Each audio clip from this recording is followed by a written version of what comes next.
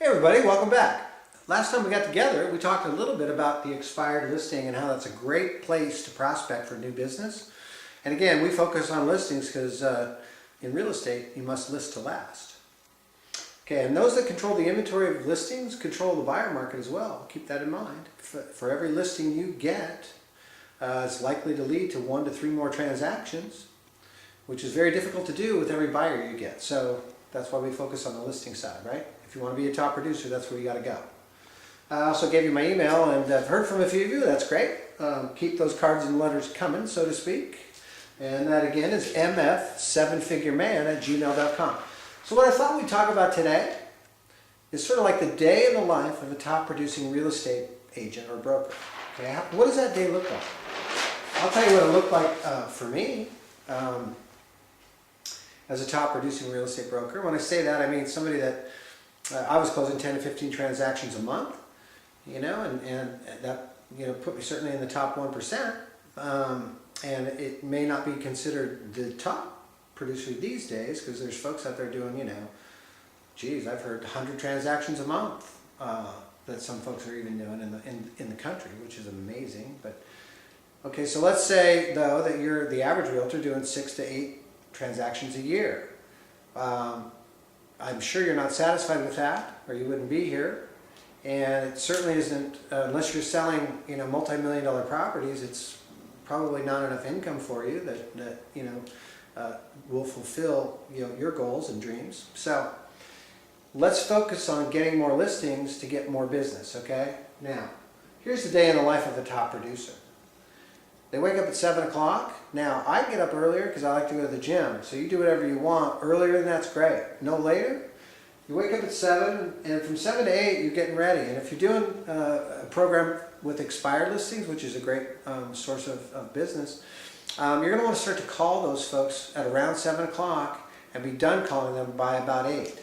So on the days that you're going to call those expireds, and if you're going to specialize in that arena, you're going to do it every day. From 7 to 8, you're going to be calling them. So you're going to be getting up earlier to do your research, okay?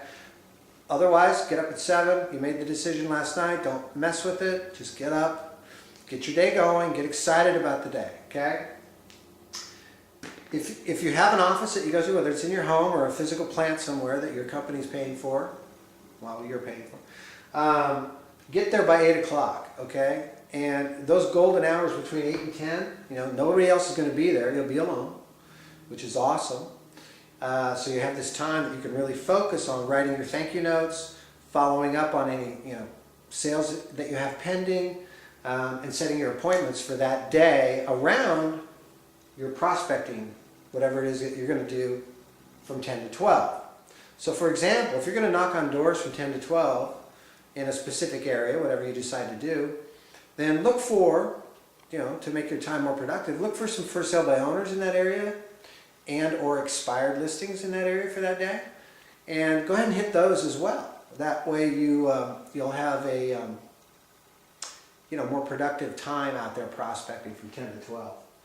Now, the reason you want to get out of the office by 10 is that's when the negative people start showing up, with their sack of garbage and like to share it. Why the market's so crappy, why they're not doing anything, why the management sucks, why the company sucks, whatever. You don't want to hear that. You need to shield yourself from all that negative energy out there. And there's plenty of it. Stay away from it. Anything really big happens, you'll find out soon enough. Okay. 10 to 12 prospect. Critical.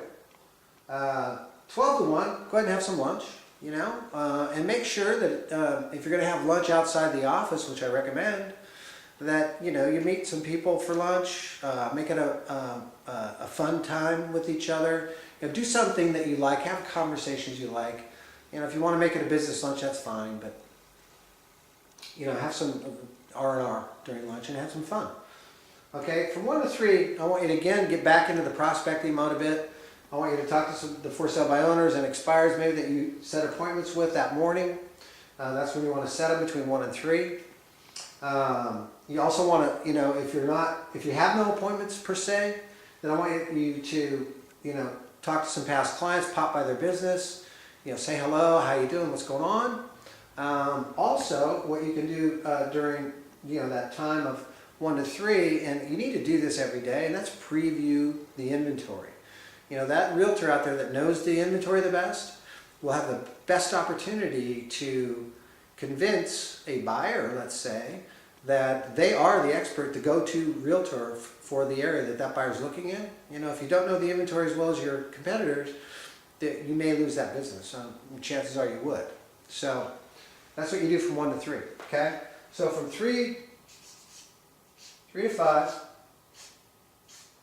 go ahead and, you know, continue with doing some past client, you know, customer service follow-up.